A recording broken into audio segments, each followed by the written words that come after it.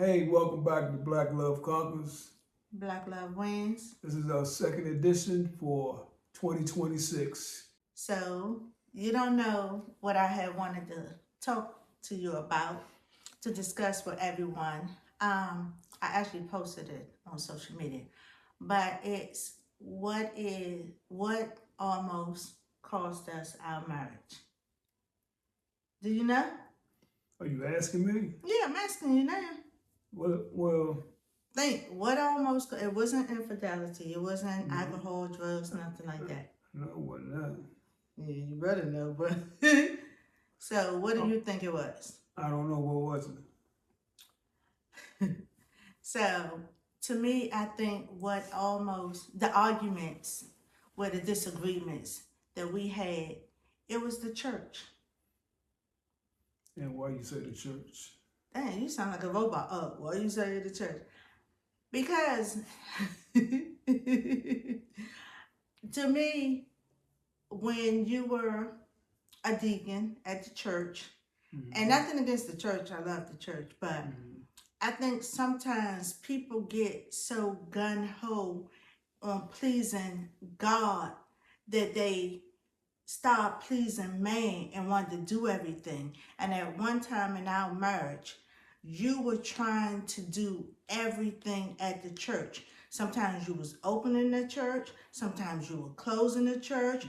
There were times when we had things to do after church where the church would call a meeting. And I'm like, no, that's not how our life go. Like, you can't just call, unless it's an emergency, but they would call a meeting and we got plans and you remember them disagreements we were having. I'm like, you didn't marry the church. And I think a lot of times people allow the church, I'm not talking about God, to break them up. And it's only until I had to keep going on and on. Go ahead, I'm gonna let you talk. Now, the role of a deacon is first to be a servant to the people, and second, to be a spiritual assistant to the pastor. Now, you knew, well, maybe you didn't know when I was to step into that role, my full duties. Okay. Okay, if I was asked to open up the church, that was my duty. If I was asked to close the church, that was my duty. But you wasn't the only deacon. No. There were I wasn't always doing it either. Oh, yes, you were. No, I was not. It was time. I was doing it a lot, but not all the time. It was not always. It was to the point. Listen. It was to the point, especially on Tuesday nights when we were living all the way up in Marlboro. We were getting out of Bible class late. Our kids had to go to school early in the morning. There were times that you didn't even know you had to lock up until you got there. No, that's not how life goes, especially when you have a family. I'm not talking about. No, listen. We're talking about life. Okay, I'm just saying things should have been more orderly at the time. And yeah, I mean, I'm not talking bad about, I'm just saying what almost cost us our marriage because you were doing so much. And it was almost like it was only one deacon in the church at one time. That's what to me. Like I said, it almost cost us our marriage because we can't even agree right now. Let me ask you this. Go ahead. What did you expect the role of a deacon to be like? I mean, I knew only you had Sundays? No. But I knew that you had to do certain things. I respected that. But I felt, me and the kids, even my John, we felt that you were doing so much that it wasn't giving everybody that was there at the time, wasn't to us as a family doing their part. And we can disagree all day long, but one thing I would say, it almost cost us our marriage because there were times that, especially when I had to be to work at 5 o'clock, where I had to get up at 4 to be to work by 6. There were times then we were going back and forth like, that was crazy. So that's why I always say that almost cost us our marriage. Well, maybe you wasn't prepared for me to step into the role It wasn't that. of a full-time deacon at the church. It wasn't that. It was, to me, you couldn't say no. You No. you I you said no from time to time, but there were times when if nobody stepped up that's my point. and I was second in command there, I had to step up and do it. Listen to what you just said. That's right. Listen, there were deacons at the time, and again, I'm not talking bad about nobody because I don't know nobody else's situation. I just know that Exactly. I just knew that at the time you were doing so much that it was coming in between our marriage. So I don't care what I don't say I don't care, but there were things that were happening. Yeah, I'm just telling you, I got so fed up, and maybe you couldn't see it because you were so eagerly serving what you're supposed to. But I also say, how can anyone help the church when home is messing up? And even though we wasn't like going at it all the time, or I'm about to go get a divorce. Aware that home was messing up? Did you ever tell me? Eventually, yeah. Eventually. No. But no, I would tell you, especially in Bible class nights, when I would be like, you got clothes, like, why nobody didn't? My whole thing with didn't always close. No, I said, my whole thing was with the church and with anything, let a person know ahead of time. That was, unless it's an emergency. If they need somebody to close, let you know ahead of time, then I can drive, you can drive, and then me and the kids can leave. That's what all I was saying. You wouldn't know. There was times when you went to church and you didn't know that eventually you had to drop somebody off. And that wasn't a problem if it's an emergency or, okay, once in a blue moon. But there were times I'm like, we dropping them off when we got to get to Upper Marlboro. I got to be to work at spot where I had to be there at 6 o'clock. Like, it were times like that. And so I'm glad that eventually, you came and realized. But that was a really big problem. And I'm saying that sometimes people don't understand that they can be so eagerly, is that a word? It is Eager. It is. They can be so gung-ho and eager to serve God, and sometimes they don't realize that they're serving man. To me, I could be wrong. I'm just telling you one of the things that really affected our marriage. It didn't affect you? Well, you acting like you really, really shocked about that. I felt that way. When we had years ago, we talked about it. I thought I was doing my duties at the church. You were, and you did it very well. You always was professional. You always, yeah, you did it very well. But in the same token, you wasn't the only deacon. No, I was not. And I wasn't always the last one to leave and the first one I didn't to say arrive always. either. I But you said, did say always. You said did. always. Me and another deacon's wife, we used to talk about it was two of y'all, and they were having the same problems that we were having. And I kept saying, you're not the only one. You're not the only one. Right. You were just the, listen, Right. you were just the one you were the go-to person because you would never say no. Ooh, maybe we should have discussed this when the kids was around so they can give their opinions. But I'm just saying. And maybe we should have discussed this back then when I was doing it. Yeah, I'm just saying we did discuss it at times. The way my mouth is, everybody knows I'm going to speak my mind. So I don't understand how you don't remember. It's just that I probably didn't make it a big deal every time. I just probably just was like, oh, or I probably just started driving myself, but there was times that I was getting frustrated, and you knew it. You did. There may have been one or two, well, No, a one or few two. times when I was asked to stay late and lock up or It's no arrive fear. early and open up, but not all the time like you saying, okay. It was a Everybody lot. know you love to exaggerate. Nobody know Period. that. Oh, no.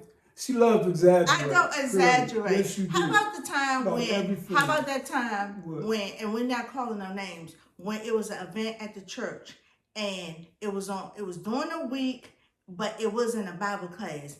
And I'm looking for you. I'm looking for you when it was over. I'm looking for you. I'm looking for you. Nobody told me that you went and dropped somebody off. I'm freaking out. Where, like, what's going on? What's going on? I don't know if you had your cell phone on with you or what. I would never forget. And I remember. I think I was like, maybe like one, it was probably like three of us left. By the time you came, three of us that were still at the church. Everybody else was gone. I'm like, out of all the people, why didn't they have somebody else to take that person home? At the last minute. You was asked. Listen. I was asked. I know. At the last minute. Assistant chairman to take the pastor You home. did not have to say who it was. Well, to take the pastor I home. understand that, but my question was, when something like that happens, when they know that person is coming, whoever picked them up should have made arrangements to take them back home. That's all I'm saying. Whoever picked them up, and if that person couldn't take, it should have been something already set in stone. Y'all agree? When stuff like that happened, it should have been, okay, this person is going to take them back. This person is going to go pick them up. All I'm saying is it was never something that was done in order to me. I went and picked up the pastor, brought him from the church, him and his wife. Yeah, but listen what I'm saying. Listen, you didn't know you had to pick them up until you got to the church. Right. So what I'm saying, because there was no other deacon there who drove to do it, so I was asked to do it. But listen what I'm saying. Listen for a minute. What? I'm saying, I am listening. Had you known ahead of time, okay, then you could have drove your car. I could have drove mine. Okay. That's all I'm saying. I like things done where, okay, this is what's going on. We need this person to be picked up. This person, okay, we're going to do that. Things in order. And that's why y'all see how we going at it now. That is also the reason why it almost came between our marriage. But sometimes things that are supposedly go in order don't go in that particular order. I concur. And the job still has to get done. I concur. Okay. But when you pick... What? When you picked them up, you did assume somebody else was dropping them off? I didn't know. Okay. So when you got to the church and they was like, oh, such and such need to be picked up, and you left out, before you left, you didn't say, well, how they going to get back? Because I got my family with me. No, I didn't. That's my point. That's why I say things came between us. That was just one incident. That you keep making it so like it was, but it was not. It was other things that had happened. I didn't always do that. Pick people up and take them home. We're not going to agree. This about to come back between our marriage. Like seriously, you about to make it something more that I'm telling you. No, you making it something more than what it is. You don't want. Oh, I wish I could call such and such a wife or such and such a wife because they knew. Like it's real talk. It was real talk. You were there. And I'm not saying you couldn't be there. I'm saying I just wish when there was an order to things, is what I'm saying. You know what I'm talking about? And all I'm saying is sometimes you have things in order, and something may get out of order, but the program still has to go on. Definitely. So what you're saying is I shouldn't have got Ooh. selected. I think you're really upset. No. So what you're saying is I shouldn't have got selected. I'm not saying you shouldn't have got selected So what are you some saying? of the times. I'm saying that there are times when you can say, hey, I got my family with me. Can someone else do it? There has been times when I said that you just wasn't around to hear that. Well, okay, if that happened, That's just why imagine if we you all would went have home said yeah. together. Just imagine. Sometimes I did drive, but I couldn't turn down every chance I was asked. I didn't ask you to turn down everything. All I'm Well, saying is like. there was a lot of times and that there was sometimes we as the family sacrificed. We did. Them having to get up early in the morning, me having to get up early in the morning, okay? Yeah, and I'm not saying, okay, this Sunday and this Tuesday you do it, and then next week somebody else, and like go there. That didn't always happen that way. I understand that, but having a leadership role in church, there's got to be sacrifices. I understand that. And I sacrifice a lot. And that's why we're having this conversation. Exactly. Because it almost came in between us. Because well, you should have brought that I did. seriousness to my attention back then. I did. Not like this, you didn't. So me saying no, me in the car, like no, we gotta go. I'm tired. The kids gotta get up in the morning. Or me saying when after Sunday service, we ready to go eat, and we sitting up there because there are meetings and meetings that are supposed to happen within 5 or 10 minutes. It's almost an hour. And what did you expect me to do? I want you to tell me, what did you expect me to do? Like I said, hold on. No. Why I want to hear your answer. What did you expect me to do? On what times? When we had the meetings after the church. After 15 minutes. First of all, no, hold on. You didn't answer my question. After 15, don't 10 to 15 answer my minutes. Okay. After 10 to 15 minutes. Don't answer your question until I gotta you answer go. that question. I got my family. And half of the time it wasn't even with Pastor. So if you knew, no, listen what I'm saying. Had they told you in advance that there was going to be a meeting after church with da-da-da-da, I would have drove my car, you would have drove your car, we catch up with each other later. But a lot of times that things happen, it happened, we found out when we got there. And that's not me. I used to get mad at the police department. Like, when they say, oh, you got to work, then nobody came in on your PSA, you got to work, the first hour. And I'm like, no, like, I got kids. I got things to do. So tell me ahead of time. And that's all I used to say about the church. Tell a person ahead of time. I know things happen at times when you can't tell somebody, but there were times when you could have been notified a week ago, 2 or 3 days ago, heck, the day before. Maybe at most of them times, things happen at the church that require an immediate meeting afterwards. Not all the time.